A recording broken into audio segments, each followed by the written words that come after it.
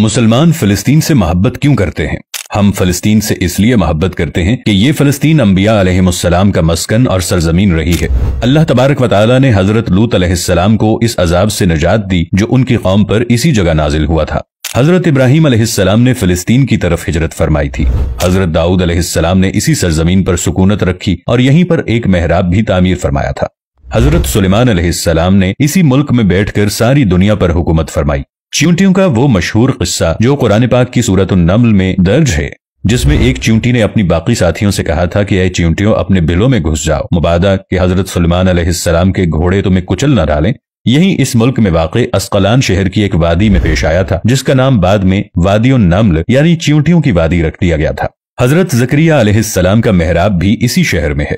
حضرت موسیٰ علیہ السلام نے اسی ملک کے بارے میں اپنے ساتھیوں سے کہا تھا کہ اس مقدس شہر میں داخل ہو جاؤ۔ انہوں نے اس شہر کو مقدس اس کے شرک کے پاک ہونے اور انبیاء علیہ السلام کا مسکن ہونے کی وجہ سے کہا تھا۔ اس شہر میں کئی معجزات وقوع پذیر ہوئے، جن میں ایک کنواری بیوی حضرت مریم علیہ السلام کے بطن سے حضرت عیسیٰ علیہ السلام کی ولادت مبارکہ بھی ہے۔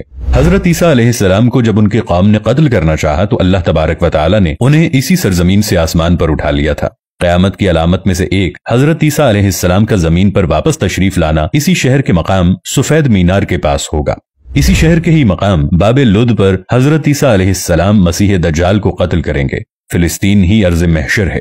اسی شہر سے ہی یاجوج ماجوج کا زمین میں قتال اور فساد کا کام شروع ہوگا۔ اسی شہر میں وقوع پذیر ہونے والے قصوں میں سے ایک قصہ طالوت اور جالوت کا بھی ہے۔ فلسطین کو نماز کی فرضیت کے بعد مسلمانوں کا قبلہ اول ہونے کا اعزاز بھی حاصل ہے۔ ہجرت کے بعد حضرت جبرائیل علیہ السلام دوران نماز ہی حکم ربی سے آقا علیہ السلام کو مسجد اقصی سے بیت اللہ یعنی مکہ مکرمہ کی طرف رخ کرا گئے تھے، اور جس مسجد میں یہ واقعہ پیش آیا وہ مسجد آج بھی مسجد قبلتین کہلاتی ہے۔ حضور اکرم صلی اللہ علیہ وآلہ وسلم معراج کی رات آسمان پر لے جانے سے پہلے مکہ مکرمہ سے یہاں بیت المقدس یعنی فلسطین لائے گئے۔ سرکار دو عالم صلی اللہ علیہ وآلہ وسلم کی اقتدا میں انبیاء علیہ السلام نے یہاں نماز ادا فرمائی۔ اس طرح فلسطین ایک بار پھر سارے انبیاء کا مسکن بن گیا۔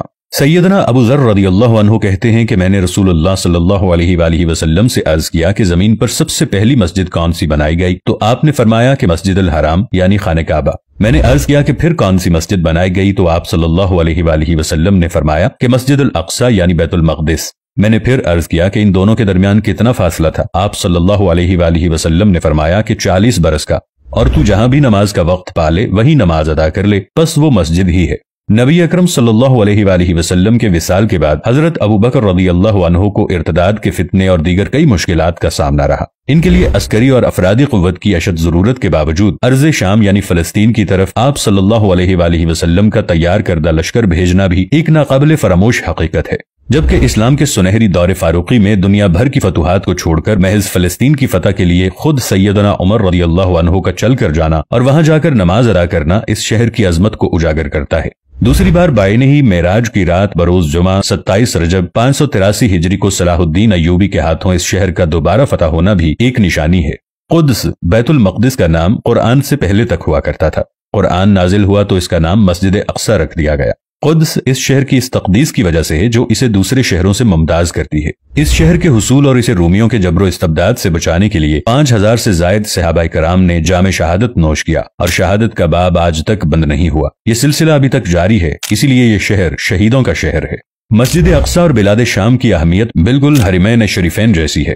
جب قرآن پاک کی یہ آیت والتین والزیتون وطور سینین وہذا البلد الامین نازل ہوئی تو ابن عباس رضی اللہ عنہ کہتے ہیں کہ ہم نے بلاد شام کو التین یعنی انجیر سے، بلاد فلسطین کو الزیتون سے، اور الطور سینین کو مصر کے پہاڑ کوہ طور جس پر جا کر حضرت موسیٰ علیہ السلام اللہ پاک سے کلام کیا کرتے تھے اس سے استدلال کیا۔